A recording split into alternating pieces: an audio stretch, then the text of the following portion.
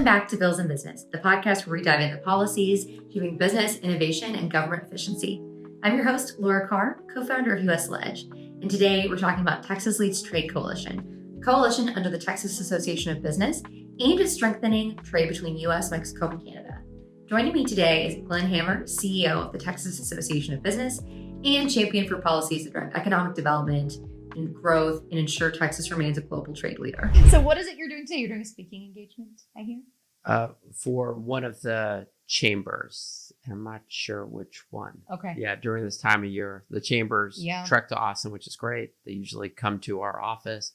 Sometimes they go to they almost always go to the Capitol. And so sure. I think the next stop will be the Capitol, speaking to one of our great local chambers. What is your day-to-day like right now in session? Yeah, well, a lot of time at the legislature for myself and our terrific lobbying team. Yeah.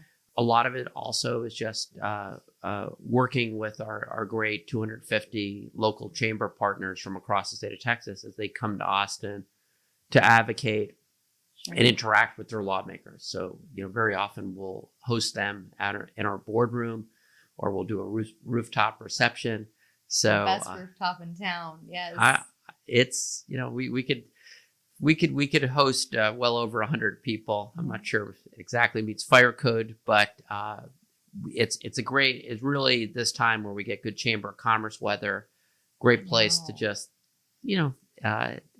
enjoy each other's company and talk about what's going on at the state capitol. And there's a lot going on at the state capitol right now. It's full in swing. You go. Well, if I had to frame it, I'm very excited. The fact remains that we are in the best place for business in the country.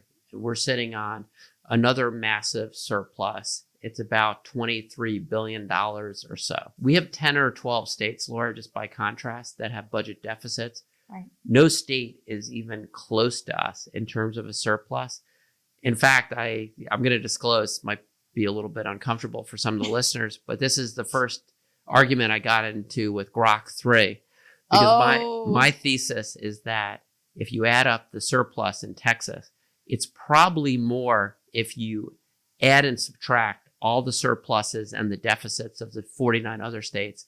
It's got to be in the ballpark of just being about equal to the rest of the 49 states. Wow. That's how massive our surplus is. Again. And what did Grok say? What was Grok saying? We were arguing about it a little bit. Grok said it's unlikely that if you added up all 49 states, that it wouldn't add up past $23 billion. But I can't think of any other state that's really, anywhere close to 3, 4, 5 billion, let alone 23 billion.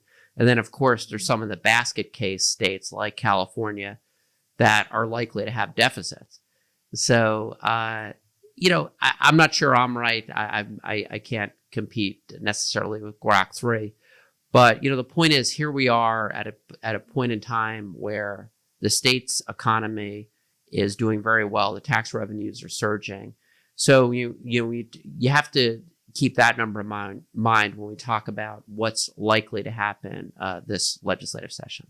Absolutely. It's a really exciting time to be in Texas in the business community. Once again, absolutely the best state. And what I expect, Laura, just a few things, if I can maybe just get into what I think will happen. This will be a big session when it comes to infrastructure investment.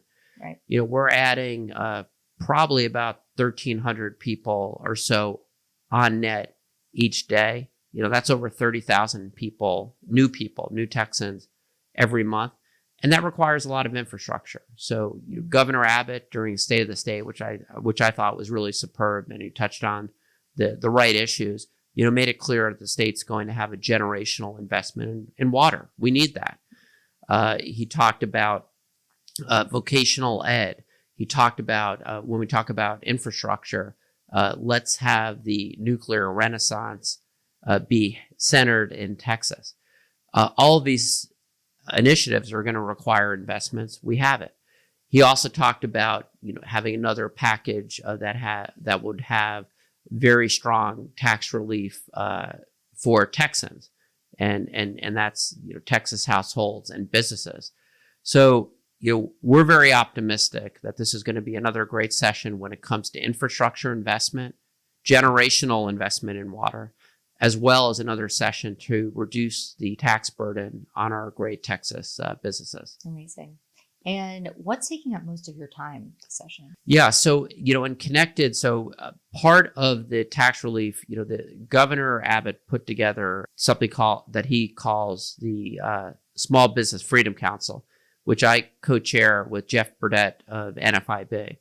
And the purpose of this Freedom Council is to reduce the tax and regulatory burden on small businesses. And the governor touched on some of the highlights in his State of the State, but this report is dynamite because it's going to pave the way for, Laura, in my opinion. This could be the very best session in the history of Texas for small businesses in terms of tax and regulatory relief. Amazing. The commission really rolled up its sleeve, and I want to give Gabriella Perdici from our shop a ton of credit. She really dug in and helped with NFIB, which has been just a phenomenal dance partner, and all the members of the council work with Adriana Cruz and her incredible team that run Governor Abbott's economic development office to put together a set of very practical recommendations on how we could reduce taxes, fees, and the regulatory burden, speed up permitting for our small businesses. And Laura, we know that there's an incredible appetite on the state level to do this. Like, for example, the chairman of the House DOGE Committee, Chairman Gio Caprileone, who's a terrific legislator, I think he's going to have a lot of stuff in there that he's going to enjoy. Oh, I bet. Yeah, we've talked a lot about that the last week or so. Do you want to touch on your thoughts on the new DOGE committee? Yeah, well,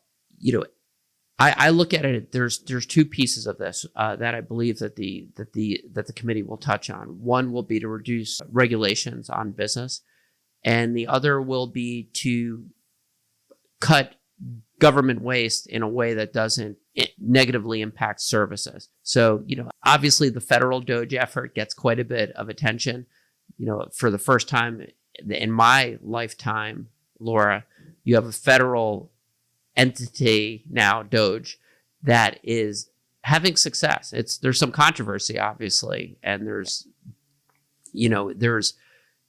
blowback might be a word, but this is the first time where there's a demonstration that you could actually cut into the growing federal government. And when you look at, on the federal side, a $36 trillion debt, we obviously need to cut spending, starting like now. That has inspired a number of states, including Texas, to say, okay, even if we're well run, which we are, even if we have big budget surpluses, which we do, how could we deliver government services more efficiently? And when we do that more efficiently, it's good for businesses that have less regulation, but it's also great for taxpayers because there's more money for things like property tax relief. So we're excited about this, and we're going to be very active participants as these DOGE committee efforts in the state of Texas go forward. We'll let Elon handle the federal side, but we'll participate on the state level. I'm excited to see what you do and what happens with all of that. And Glenn, the last time we spoke, we talked a lot about trade and this new administration's kind of position on that and potential big changes. So since we last spoke, what have the changes been, if at all? I know you said that Tuesday's a big deadline. So do you want to go into that a bit? Sure. Yeah. So when we last spoke, there was the possibility of having pretty massive tariffs on our North American trading partners. That's Mexico and Canada. The president has put out a proposal, 25% tariffs. Tariffs are really taxes on Americans, but say 25% taxes on most goods, 10% for Canadian energy that's coming into the United States. The president suspended those tariffs for a month. March 4th is the day that suspension would end. Now, when the president initiated those tariffs, he mentioned two big reasons that he wanted to do so. One, he wanted greater cooperation with both Canada and Mexico to keep illegal migration outside of the United States, and he wanted to keep deadly illicit substances like fentanyl out of the United States. Both Canada and Mexico, by any objective metrics, are doing more today than they probably ever have done to accomplish both goals. We feel very strongly that we could accomplish those important goals to keep out illegal migration and to keep out deadly fentanyl while we keep North America tariff-free. The US, Mexico, and Canada right now are the world's most prosperous trading bloc. We build things together to compete against China and the rest of the world.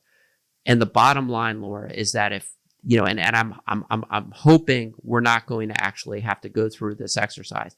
If 25% tariffs are enacted on Canada and Mexico, it will cause serious disruptions to our auto supply chains, our consumer electronics supply chains, as well as raise consumer prices for everyday staples that people don't even think about, like avocados, which I think about because I eat them every day, like tomatoes, like blueberries, like beer.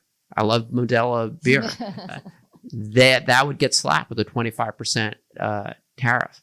So we'll see what happens. We know that our neighbors in Canada and Mexico are working hard so that they could meet President Trump's desire to reduce illegal migration and keep out fentanyl. But let's also remember that if these tariffs are slapped on 25%, which would be unbelievable, really unprecedented, particularly in the auto sector where parts go back and forth between the border 7-8 times, no one even really knows. It's very likely that Canada and Mexico will retaliate, and we just don't know where they would retaliate. Texas is obviously the energy capital of the United States. It could be on energy. It could be on goodness knows what. So we're very concerned about what could happen. And because of this, we have set up a coalition, Texas Leads Trade. So for all the viewers out there, I'd appreciate if you go onto our LinkedIn page, which we keep very updated, Texas Leads Trade. We built up a coalition now of about 35 major businesses and leading economic development groups and chambers to say, including the U.S. Chamber, which we're really proud to have as a partner, to say, look, we want to keep North America tariff-free. It has brought incredible prosperity to the people of Texas. Right now, Laura, we have, and this was a record that just came out about a week or two ago, we are trading with Mexico $281 billion. We as in Texas? Texas, just Texas, yeah. Texas.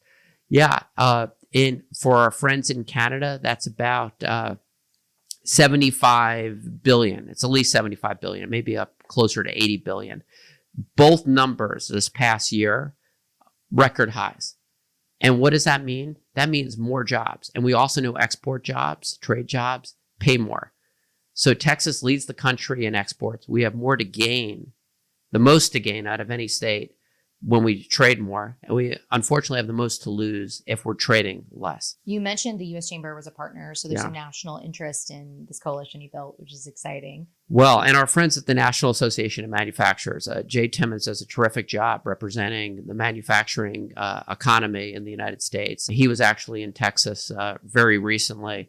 And a big item was, and for the manufacturers, a big reason our manufacturers are producing more than they ever have is because of these very tight, sophisticated, integrated supply chains with Mexico and Canada. Simply put, for the prosperity and national security of the United States, we need a strong Mexico and Canada to build things together to compete against China and the rest of the world. We cannot do it alone. At least we can't do it alone in the foreseeable future.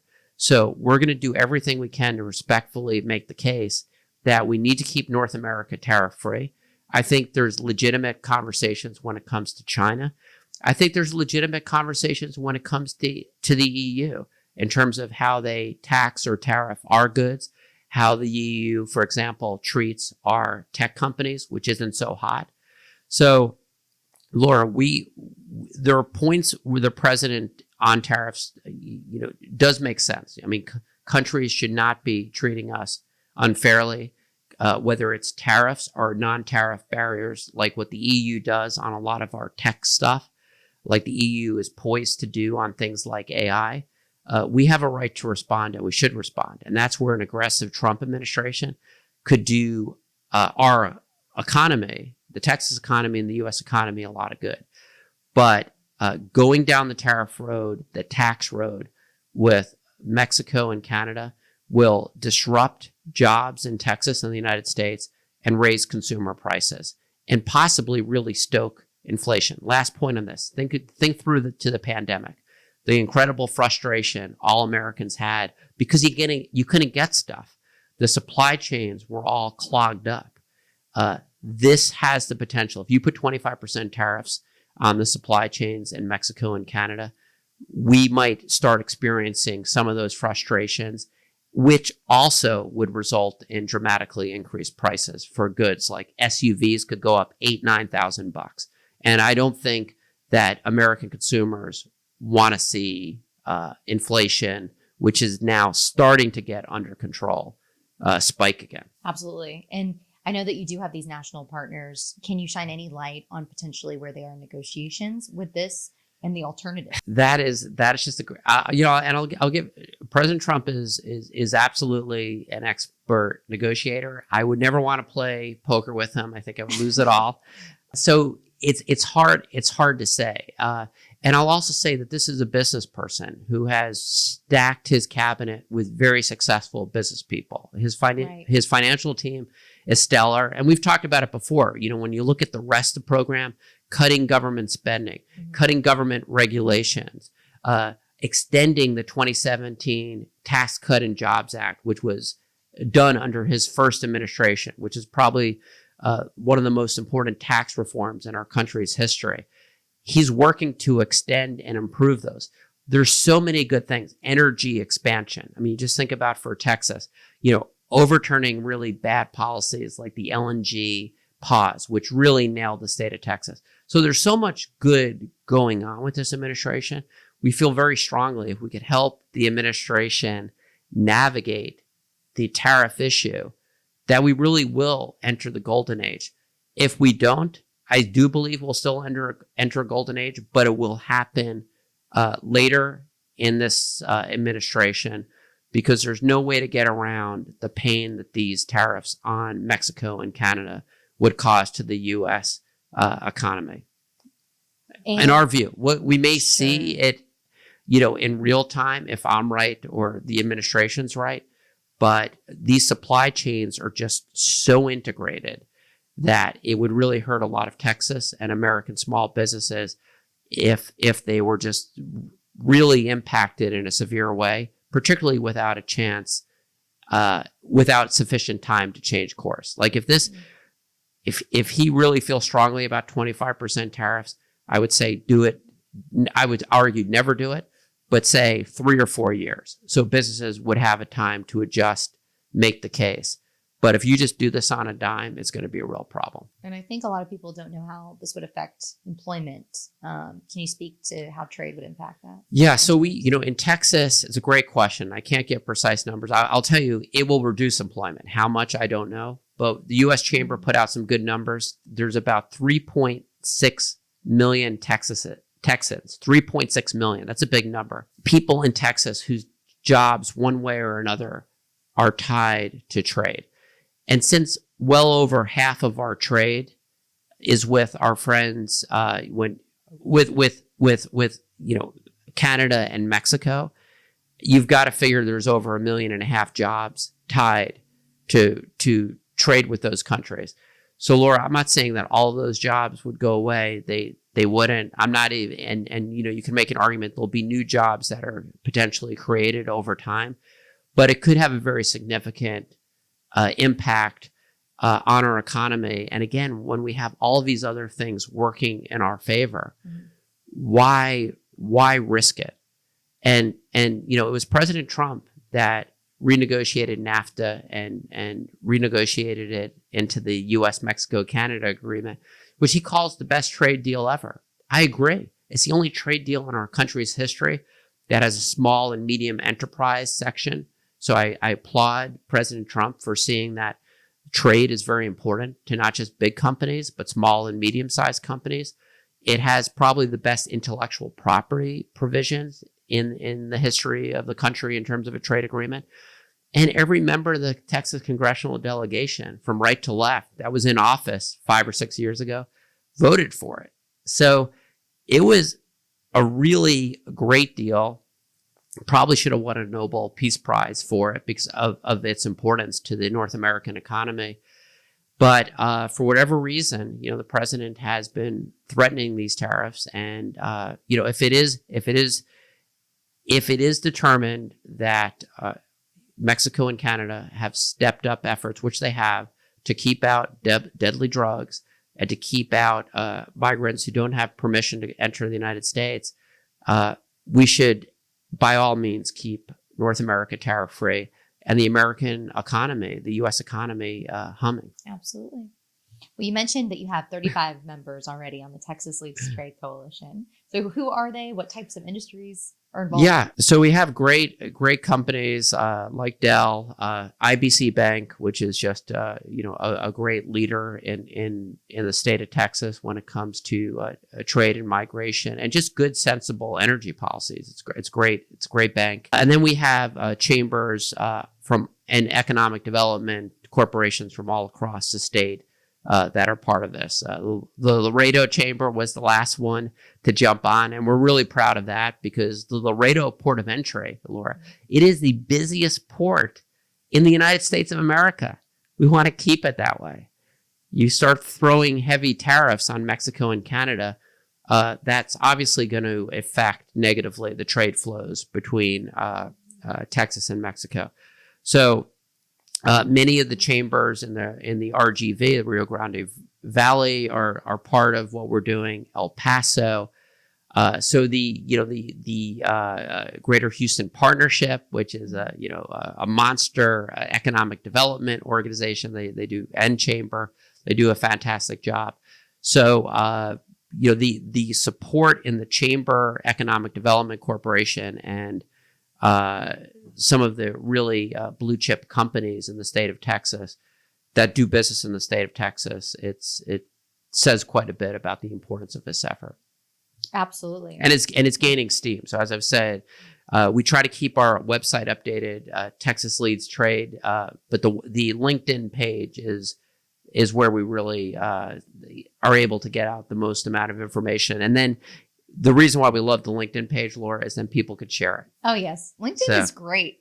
LinkedIn is really something. That's one of my favorite, well, really my favorite social media that I spend this time on now. It is just so effective in terms of there's just good information and the ability to share it and the ability to understand what your peers are looking at. It's enhanced our ability to perform at the Texas Association of Business. And ours, absolutely. That's how we get the most outreach, actually. Is really? People seeing things from LinkedIn.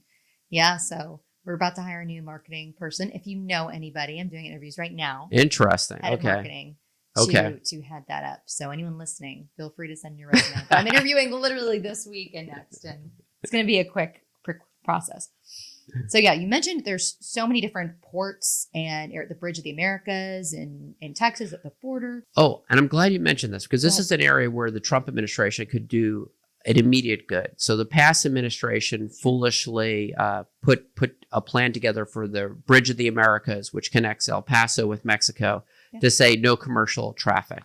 That's a big, big problem. Sure. This is the type of thing that we would want this new administration to say, that's a bad idea. We will reverse that. And, again, we want to see more trade, more legal trade. And, when you think about what we've accomplished in the last year, I want to give Senator Ted Cruz, who's now the chair of the U.S. Senate Commerce Committee, great credit. He worked on a bill with Henry Cuellar, a congressman from the Laredo area, to ease the permitting process to build bridges between Texas and Mexico. As we're nearshoring, and again, if I could zoom out, I think every American, Republican, Democrat, independent, would love to see more trade, more jobs in the United States, Texas, and North America as opposed to China. Well, that's been happening because of the most successful trade agreement in the history of the United States, US-Mexico-Canada agreement. So what does that mean, Laura? It means we have much greater flows of trade. We need more bridges. We need more staff to deal with all this trade. It's like as Texas grows, we obviously need more money for infrastructure, for roads and water. Same principle as we increase these trade flows and as we're experiencing record trade flows with Canada and Mexico, we need more bridges north and south. And that was thanks to the great work of Senator Ted Cruz, Senator Cornyn, Congressman Cuellar, and really South Texas members of Congress. They accomplished that. So, our focus is on let's build infrastructure, let's ease regulatory burdens, but for the love of God, let's not impose tariffs on our two most important trading partners. So for the U.S. now, just for those watching, it's Mexico, it's Canada, and it's China. And it's because of the USMCA that China, which was the number one trading partner for the United States, is now number 3 and dropping. Anyone upset about that? Does anyone think that that's bad for the United States of America? Of course it's not. But if we blow up the greatest trade agreement ever by putting high tariffs, we're going to see some things on trade flows that are going to cost American jobs, American prosperity. And I will say this with 100% certainty. They will be reversed. It's just a question of how much pain this country experiences. Oh, it's pretty severe what you're saying. And how are people preparing for this? And I guess I get passionate because I do eat avocados every day, and I do love Modelo beer. So I'll admit I am biased. So I'm on the consumer end. But yeah, I would just encourage people, and we're respectfully, we know that the president is a master negotiator, and we know that he has very legitimate areas that he wants to work on to protect American security. And we're a chamber of commerce, so I'll also admit that our focus is on commerce. We acknowledge we all live in this great state and great country. We want to keep the United States secure, both in terms of from crime or from foreign threats. So our focus is always going to be on the commerce side with a recognition there are other areas of importance. We recognize that the president has more that he needs to juggle, but we're going to respectfully continue to make the case that this would be a misfire in an administration that's focused in so many good, positive areas that we strongly support and want to help the administration along. Tariffs is an area where we think that if you aim that bazooka at our top trading partners, Mexico and Canada, it will cause unintended consequences that we would regret as a country. Could you share a little bit more light into some real world examples of what the Texas Leads Trade Coalition is actually doing for businesses? So the number one thing is making sure that our policymakers, particularly at the federal level, recognize how many jobs are tied to trade, particularly with trade with Mexico and Canada. We're also making sure that there's a better understanding of how these supply chains are so integrated today that these auto parts, so take Tesla, for example, a lot of their parts come in from Mexico.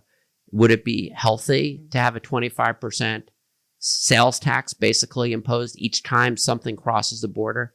No, it wouldn't. It doesn't make that American vehicle manufactured right here in the Austin area more competitive. We're also trying to explain on the consumer side. You go to your local grocer, take a look at where your produce is coming from at this point of the year. I know where mine is coming from. I know my avocados are coming from Mexico. I know my cherry tomatoes are either coming from Mexico or Canada. I know my blueberries right now are coming from, generally speaking, Mexico. And part of it's seasonal. Later in the year, they might be coming from New Jersey. But so we're also trying to explain practically what this means. And Laura, we're also trying to, when you think about inflation, President Trump likes to talk about reducing the price of gas and groceries. This will increase the price of groceries 100%, period. How much? I don't know. I mean, look, this doesn't really affect eggs, but I just bought some eggs. I couldn't, I don't know if if I had a bigger condo, maybe I'd get a few chickens. It would be cheaper. Yes. And see what happens. But I mean, Americans don't enjoy that. We would see other types of food that we regularly enjoy increase. You talk about gas, it probably wouldn't hit us as much in Texas because we're such a big producer, even though our refineries do refine a lot of the Canadian oil that comes into the United States. But I could guarantee that in the Midwest, they would see a price increase in the cost of gas. I know that in the East Coast, they would see an increase in the price of energy. Why? Canada exports quite a bit of like hydro, electricity on the East Coast. That's why senators in the New England area, New York, my birth state, are very concerned about this because in terms of what it would mean to the consumer cost. And I think we need to think about, what does this mean? Is it bad for Americans to enjoy lower priced Canadian energy and electricity? I think it's a rhetorical question. I mean, I went to Costco last night and butter was $14. The good butter, but still. Really? $14 at Costco. Isn't that from Ireland? Yes. Okay. I get butter. It's so good. I go to Costco and I get the same butter. It's amazing, but I put it in the $14. cart. Wow. Wow. I hadn't noticed it before. And then it spoke it out loud to me. And I said, wow, we can't have that go any higher. We like butter in this house. We want to keep, and the president in large part won all the swing states because he made a very convincing case that he was the guy to lower inflation. And I will say that because of his policies, including USMCA and the 2017 Tax Cut and Jobs Act, before we hit the pandemic, you could make an argument that the U.S. economy was the strongest that it had ever been. But what were the key ingredients of that? And maybe we just need to go rewind that tape. A great trade deal with our two most important trading partners, Mexico and Canada. A great tax package that dramatically reduced corporate tax rates as well as tax rates for small businesses and also encouraged R&D investment, as well as energy expansion. Basically, let's produce more and more juice, which we need, particularly with AI now coming online, and reducing regulations dramatically. I mean, I think the first Trump administration was probably the best in our country's history in terms of reducing red tape. And this one is clearly going to be even better. So, again, I'm not an economist. I just try to play one on podcasts and TV. But this focus on tariffs on Mexico and Canada is not a good economic move. Look, there's a lot of optimism in Texas and the United States. And, when President Trump took office again for the second time, the NFIB small business climate gauge went through the roof. We want to keep that going. And right now, the fact is consumer confidence is dropping pretty considerably. Businesses are very concerned about the uncertainty. Businesses like certainty. Of course. And the biggest reason why right now is the threat of tariffs on Mexico and Canada, and to some extent, the rest of the world. Our focus right now, Laura, on our Texas Leads Trade Coalition is keeping North America tariff-free, and we could deal with some of the other issues when it comes to tariffs for the rest of the world. This is important for the continued health of the state of Texas. It's important for the United States to enter the golden age, as the president would like, and we'd all like to see. But we have some real work to do on the tariff side, and that's why Texas, being the top exporting state, the top trading state by far, we feel it's the responsibility of the Texas State Chamber through our Texas Leads Trade Coalition to sound the alarms, build a coalition, and actually, let's not just think negatively. How could we build on the best trade deal ever, U.S.-Mexico Canada agreement, maybe to allow more workers in for areas like childcare, elderly care, where we're struggling, like agriculture, areas where we're having a tough time to an impossible time getting domestic American workers. So we want to maintain USMCA. We want to build on it. And we want to work with the administration in so many of these other areas that we're aligned with our members. Well, you are definitely a wealth of knowledge, Glenn, on all of the issues of trade. And how can businesses and legislators get involved with the coalition? I would really appreciate if people just do a search for Texas Leads Trade. It's our Texas Association of Business LinkedIn page also has a pretty easy way to connect to Texas Leads Trade. But we really want to build that LinkedIn presence as much as we can. It's we've just found that that's the fastest way to get the word out. We do put stuff on X, but Elon Musk isn't retweeting me at this point. So LinkedIn is probably the best way. Well, thank you so much for coming on the show. And we'll definitely have you back to see how this all went and chat maybe in the next month or so and continue the conversation. Laura, thank you for all that you do. And I enjoy watching your podcast, probably more when I'm not on it. I sometimes cringe. You're so eloquent and I stumble and bumble a little bit, but thank you for giving us this great platform. No, you're fantastic. Thank you so much again for joining in. See you soon. Thanks, Laura.